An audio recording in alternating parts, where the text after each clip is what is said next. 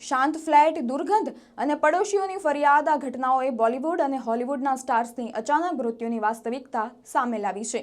આવો જાણીએ કે હચમચાવી દેનારા કેસોની વાત જેમણે સમગ્ર ફિલ્મ ઉદ્યોગને શોકમાં મૂક્યું હતું। પહેલું, AM બેગ ફેબ્રુઆરી 2026માં મુંબઈના પોતાના ઘરમાં મૃત હાલતમાં મળી આવ્યા।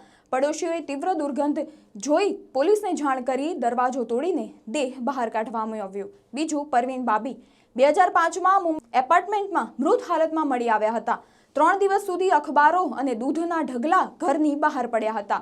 ત્રીજું, મહેશ આનંદ 9 ફેબ્રુઆરી 2019માં વર્સોવા એપાર્ટમેન્ટમાં મૃત મળી આવ્યા હતા અને 90ના દાયકાની હિટ ફિલ્મોના ખલનાયક હતા।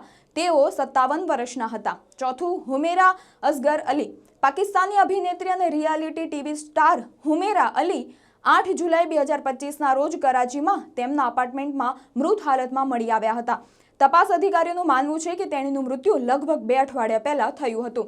પાંચમું, જીન હેકમેન એન્ડ બેટ્સી અરાકાવા હોલિવૂડના પીઢ અભિનેતા જીન હેકમેન તેમના પત્ની બેટ્સી અરાકાવા 26 ફેબ્રુઆરી 2025ના રોજ ન્યૂ મેક્સિકોના સાન્ટા ફેમાં તેમના ઘરે મૃત હાલતમાં મળી આવ્યા હતા અને તેમનો મૃતદેહ મળ્યો તે પહેલા 9 દિવસથી તેઓ મૃત્યુ પામ્યા હતા।